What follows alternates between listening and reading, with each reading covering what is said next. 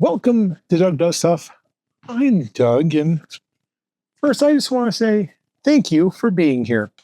I appreciate that you're taking your time to watch my video, so thumbs up to you. I really do appreciate it. Anyway, today's video was going to be about abnormal retractions on my Kobra S1 because as I was trying to print this coaster, which is in 3 colors, I was getting abnormal retractions no matter how many times I took the filament out and redid it. So it's been down for a couple weeks. Well, I went ahead and after a couple weeks, I just started it up again yesterday because I wanted to show you the abnormal retraction screen on the printer. And well, it printed the whole coaster without a problem. It did a pretty good job if you can see that up close. And on the back side. So, wow. But printing one coaster is not my problem. It's when I print multiple coasters across the whole bed that issues start to show up, like gaps in the lines and stuff. And, well, if you're here, it's because you have one of these, and you have the same problem I have, and that's the incredible warpage from the bed in all different points. If you see mine here, you'll see how bad mine is. You got that big warp in the back and ripples all about. And because that warp is so big, the printer is incapable of dealing with it. So the plan is to try and address that because I'm a stubborn old ox and I'm just not going to let it go. Well, I have 3 beds. I have my original bed. I have the bed replacement from Anycubic, and then I also have one from a buddy. Thank you, Ben, for sending me the one he had gotten because he went to the Fussnor. I'm just not ready to spend $150 or something on that. Anyway, a couple months ago, I had mentioned in one of my videos that I found it interesting that looking at this bed, there were, put that down, the 4 bed carriage screws, but then also there were all these other standoffs around the bed. Well, I then looked at the bed itself, and I noticed on the backside that it had matching holes for the 8 standoffs around the outside. And I thought, those could go all the way through if I drill them. And they could go all the way through here if I drill them. So in today's video, we're going to drill out the outside standoffs, and we're going to put the bed on, and we're going to see, does that help our bed warp? Does it make it easier for us to maintain a level bed? After we do that, if we are still not successful, I have these all up on Maker Online. I have my little TPU washers that we're going to use as standoffs to pick that heated bed up a little bit so that we can use our screws to really squish it down. So that's the plan for today. Let's get the camera set up. Let's get the drill out and throw caution to the wind and start drilling, because what the heck? We got nothing to lose with this printer at this point. So let's go. All right, so here we are on the workshop bench. We have our plate, and we are going to drill out the 1, 2, 3, 4, 5, 6, 7, 8. 1, 2, 3, 4, 5, 6, 7, yeah, 7, 8 standoffs here to see if we can open them up and go from there. So let's find a drill bit that is just big enough to go through. That's a little bit, nope, not that one. What was that? 9/6. Let's see if 1/8 works. I think 1/8 is going to be the one that we want. 7/64. 7/64 is pretty tight. 3/32 fits right in, but we're going to go with our 7/64 drill bit to start. Sorry, I don't know what that is in millimeters. But anyway, pretty simple. Just going to bring this over to the edge. Just going to run our drill down.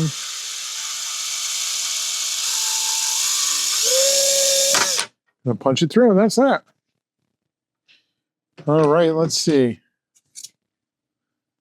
Oh yeah, look at that. Goes right through. Let me get some light behind there for you. See that? Coming right through where the other ones are not. So we're going to do all of those right now. And then we'll go from there. So let's hit the go button.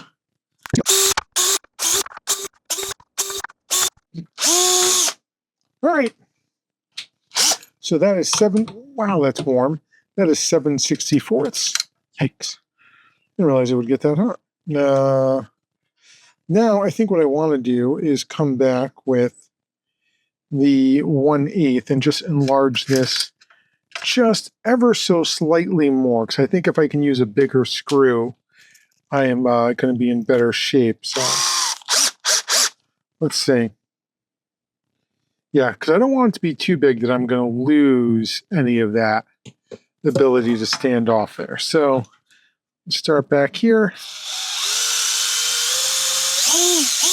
Oh yeah, that's definitely it. So work your way up from 7/64 to 1/8.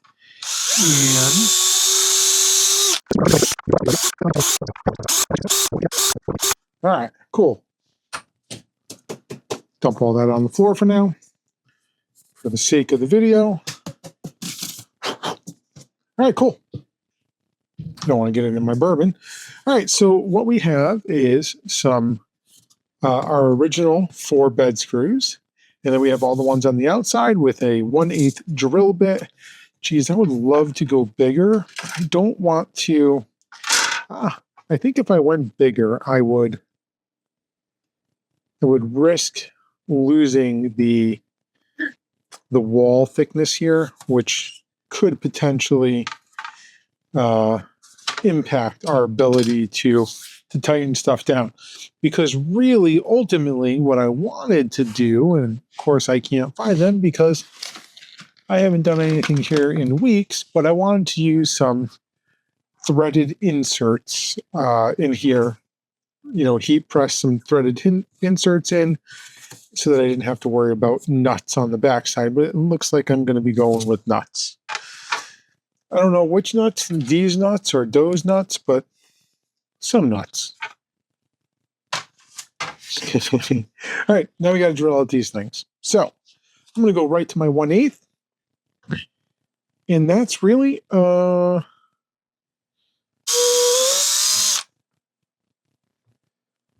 good. So I would drill from the backside first.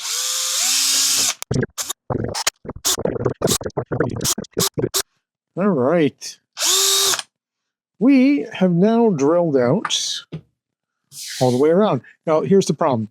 You need these to be recessed. So I'm going to come back with that first. Take out my 1/8. And let's see.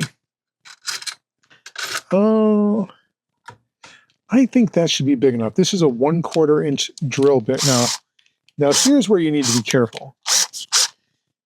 You don't want to drill into the plate, but you want to drill out enough that you're going to be able to countersink in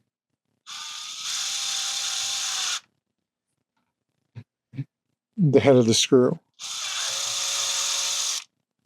See? Just go slow.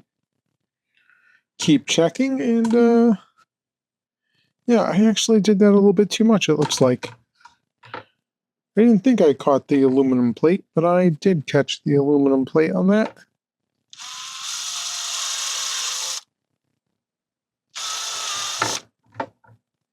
You know what? I take that back. If I didn't want to use this plate, I would rip this off. This is crazy. I'm actually not cutting into the aluminum at all. And look at that. There's already a countersink in there. Yes, there is. Oh my God, Anycubic, you're killing me. You see that? I just pressed it in, and you can see, I thought I drilled into it. There's already a countersink in place for these. So, you know, give it a little more pressure than you think because it's going to drop right into that. And then you know you're through. This is getting wilder and wilder. Holy cow. It's getting wilder and wilder because they have the ability here to give you more points of adjustment. They just have to want to do it. Holy cow. All right. Oh, jeez Louise, man. Jeez Louise, Anycubic. All right, so that's the rough stuff. I'm going to come back. I do want to clean up some of these so that I don't have any bits of magnetic plate impacting my ability to level the bed here. So just going to come back, just trim some of this stuff off.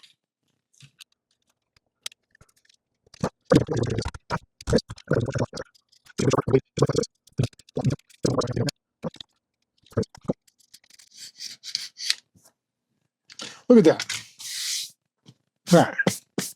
There is a mess of plastic and magnetic surface. All right, so check that out, folks. We now have not only 1, 2, 3, 4 points of leveling. We have 12 points to possibly level this bed. Now, here's the thing. Do I just wipe this all on the floor and make sure the dog doesn't come in here? Yeah, that's exactly what I'm going to do. And I can't run the vacuum because that will definitely wake somebody up. Let's get this out of here. Close that up. Get this out of the way. Cool. I'm actually getting kind of excited here. This is the kind of stuff I like to do. I guess it's called tinkering. All right, so these are 0.6 millimeter TPU washers. And I think I'm just going to go ahead and put them in here. They sit proud of this just a little bit. They're giving it a little more surface area all the way around. I am tempted to give the back of the bed a little bit higher because this is where my dip is this way.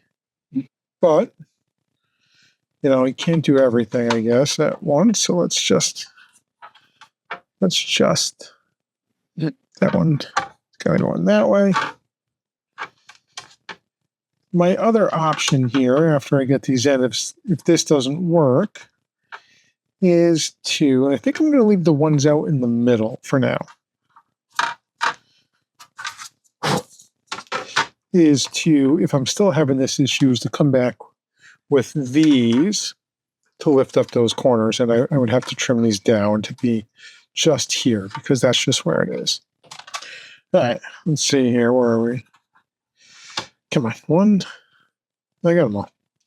Cool. And like I said, I'm not going to do the middle. So the next piece, pretty simple. You're going to make sure that your bed goes in like that.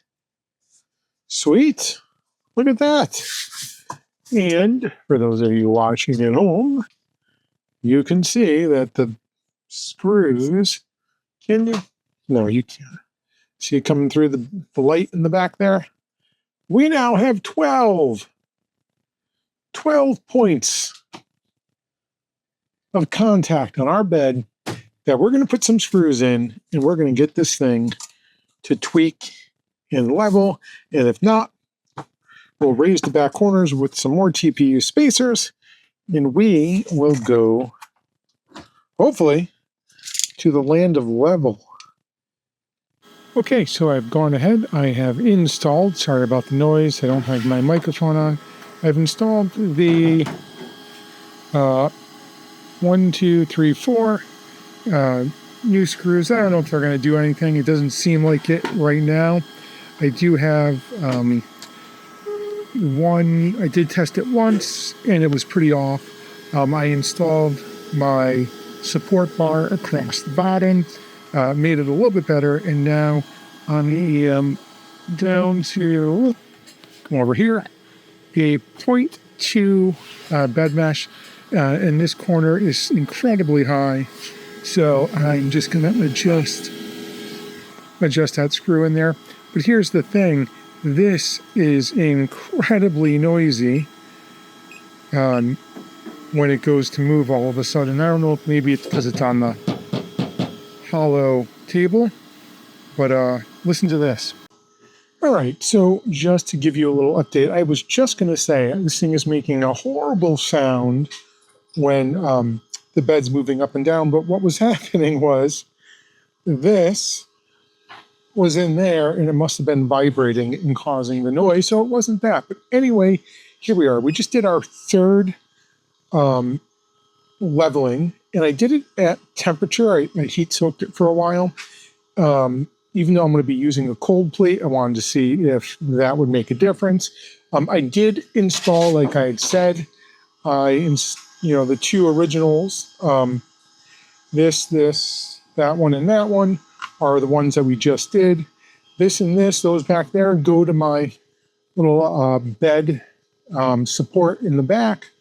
And where we got was, check this out, right over here, this picture, we're at a 2.205 bed differentiation, and I think I might be able to tweak it just a little bit. So I'm going to do that right now. I'm going to raise this back corner way back there, just a hair, and I'm going to back this screw off just a little bit, and we're going to rerun it and see what happens. Getting excited. Hopefully this is going to work. Okay, so we have the printer back over here on the cable, a solid surface, you know who you are, and we have gone ahead and done a bunch of calibrating, turning the screws, the bed screws and stuff, trying to get this even closer to level. And come over here, and this is where I'm at. Check that out, a 0.188 bed level. Sure, I can mess with that screw in the back corner, the one in the front left here, but that one's already really loose. It's not going to do anything. Maybe I could loosen up this screw that I put in that goes right there, and we can see what happens. But I think 8.188 is something I'm going to leave alone at this point. And now, all right, here we are in our web browser. I just have the top hidden. Is Rinkhals. And I just wanted to give you a quick little look at it here. Come over to height map, you'll see over here that I'm at an 8x8 bed mesh size instead of the standard 5x5. Why? Well, when the machine probes, it gets all of your probe points, and then it interpolates guesses between those points, how to move the nozzle up and down to get from one point to the next. So the more points you have, the less guesswork and the more precise probing that you're going to get. So how did I do that? Well, you come over here, over to, looking over my phone here, to machine, and you have to come over to printer.custom.config, and then you just enter this code over here, bed mesh probe count algorithm. You're going to come over, you hit save and restart, and that's pretty much it. All right, now that the printer is over here, we have run all of the calibrations all the way through. It is time to do a test print on our much more level bed. So coming over here, we are going to print my coaster. This one is hard to see, but it prints upside down. So again, we're talking about that ever important first layer.